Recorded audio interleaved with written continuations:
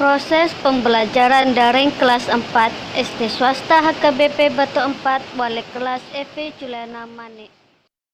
5, 4, 3, 2, 1, 0.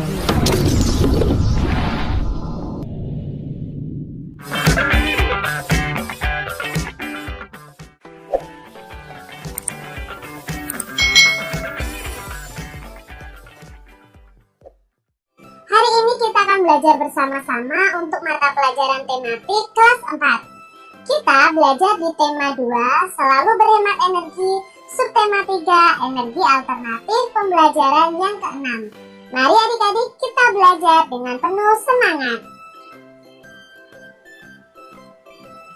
Wah, ternyata kentang juga dapat menghasilkan energi listrik. Mau tahu caranya adik-adik?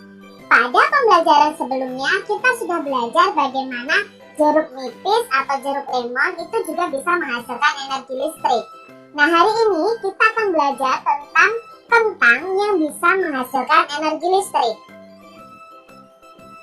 Kamu telah melakukan percobaan untuk menghasilkan energi alternatif dari beragam buah-buahan. Apakah adik-adik masih ingat langkah-langkah untuk melakukan percobaan tersebut? Nah, untuk saat ini kita akan belajar untuk membuktikan bahwa kentang itu juga bisa menghasilkan energi listrik. Bahan yang dibutuhkan adalah yang pertama, beberapa buah kentang masing-masing dipotong menjadi 2 bagian sama besar. Yang kedua, kabel atau kawat sebagai penghantar arus listrik. Bisa juga kamu menggunakan kabel atau kawat dari percobaan yang sebelumnya. Lalu ada 1 buah bola lampu senter, penjepit buaya, seng dan logam atau koin kuning dan putih sebagai kutub positif dan negatifnya. Lalu cara pembuatannya seperti ini nih adik-adik. Tancapkan seng dan logam pada kentang yang sudah dipotong. Nah, ini seperti ini ya. Hubungkan seng dan logam menggunakan rangkaian kabel atau kawat yang telah dipasang di penjepit buaya, lalu hubungkan pada bola lampu. Otomatis nanti adik-adik bola lampunya akan menyala karena kentang ini menghasilkan energi listrik. Kita mempunyai kewajiban untuk menghemat energi yang jumlahnya sangat terbatas, karena energi tersebut suatu saat akan habis. Selain menghemat, kita juga mempunyai kewajiban untuk terus-menerus mencari cara untuk menciptakan energi alternatif agar kebutuhan akan energi itu tetap dapat terpenuhi. Mengapa kita perlu mengembangkan energi alternatif adik-adik? Nah, kita perlu mengembangkan itu karena energi alternatif yang ada di bumi untuk menghemat pasokan energi utama yang pasokannya energi utama ini mulai menipis. Minyak bumi adalah sumber energi utama yang ada di bumi ini, yang pasokannya mulai menipis karena makhluk hidup di bumi sering menggunakan minyak bumi sebagai sumber energi utama. Maka kita perlu mengembangkan energi alternatif sebagai pengganti dari minyak bumi adik-adik. Manfaat energi alternatif. Energi alternatif yang pertama adalah matahari. Nah, energi matahari ini dapat digunakan sebagai pembangkit listrik tenaga surya, sumber energi pada panel surya, dan mobil tenaga surya. Lalu kita juga bisa memanfaatkan ombak. Ombak dapat digunakan sebagai pembangkit listrik tenaga ombak. Kita juga bisa menggunakan angin. Nah, angin dapat digunakan juga untuk pembangkit listrik dan penggerak kapal layar. Kita juga bisa menggunakan energi alternatif yaitu air ya. Air ini bisa menggerakkan turbin pada pembangkit listrik tenaga air. Kita juga bisa memanfaatkan energi alternatif panas bumi ya. Bisa juga untuk energi listrik adik-adik. Jadi memang kebutuhan energi listrik di bumi ini sangat besar. Maka kita perlu mencari energi alternatif yang bisa menghasilkan listrik. Ada biodiesel. Nah, biodiesel ini dimanfaatkan untuk pengganti solar yaitu bahan bakar mobil dan diesel. Lalu ada gasohol. Nah, gasohol ini dapat digunakan untuk bahan bakar motor pengganti bensin.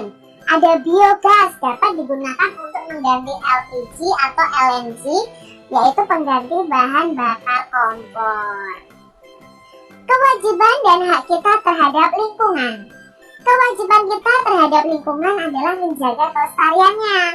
Salah satu caranya adalah memanfaatkan energi alternatif yang ramah lingkungan. Misalnya menggunakan kendaraan berbahan bakar listrik atau gas, seperti mobil listrik dan mobil tenaga surya. Energi alternatif adalah energi yang ramah lingkungan dan tidak pernah habis. Misalnya energi yang berasal dari air, angin, panas matahari, dan sumber daya alam lain yang dapat diperbaharui. Kita juga berkewajiban membangun dalam gedung dengan memperhatikan aspek ramah lingkungan adik-adik. Misalnya membangun gedung yang menggunakan cahaya matahari sebagai penerangan di siang harinya. Setelah memenuhi kewajiban, kita dapat memperoleh hak kita. Misalnya memperoleh lingkungan yang segar untuk kesehatan dan kenyamanan. Selain itu, kita juga mempunyai hak untuk memperoleh air yang sehat dan bersih yang disediakan oleh alam untuk minum, mandi, pengairan, dan pembangkit tenaga listrik. Selain itu, kita juga mempunyai hak untuk memperoleh sumber daya alam untuk memenuhi kebutuhan, misalnya dari tumbuhan dan hewan yang merupakan sumber energi atau tenaga. Sebelum memperoleh hak kita terhadap lingkungan, mari kita laksanakan kewajiban kita terlebih dahulu. Itu tadi penjelasan tentang hak dan kewajiban kita terhadap sumber daya alam yang ada. Apa saja kewajiban kita terhadap lingkungan? Lalu tuliskan 3 contoh sikap ramah lingkungan dan jelaskan adik-adik. Coba sebutkan 3 contoh sikap ramah lingkungan.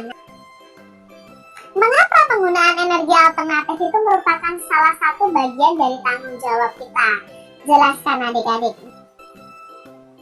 Apa saja hak kita terhadap lingkungan? Mengapa kita harus melaksanakan kewajiban terlebih dahulu sebelum mendapatkan hak terhadap lingkungan adik-adik? Nah,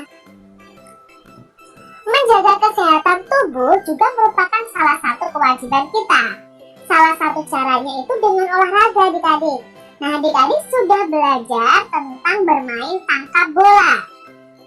Yuk kita ingat lagi ya, tangkap dan lemparkan bolanya. Perlengkapan yang dibutuhkan adalah 2 bola besar dan 2 kardus. Nah, di sini Kak sudah ada gambarnya ya.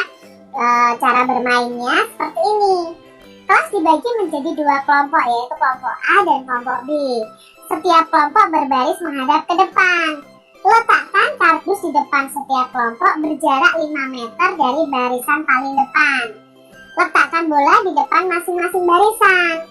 Saat mendengar aba-aba mulai, anggota paling depan harus mengambil bola.